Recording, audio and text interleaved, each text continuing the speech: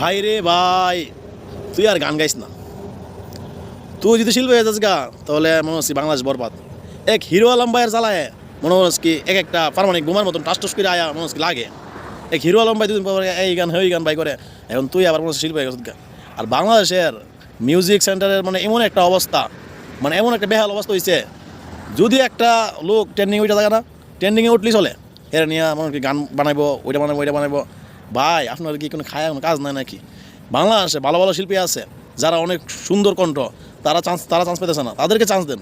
ওই দিয়েছেন কারে, দিল্লু ভাই সুল্লু ভাই এগুলো দিয়েছেন, কী লাভ ভাই কইন? আপনারা তো মনে হন কি ভাত পান না, কী করবেন?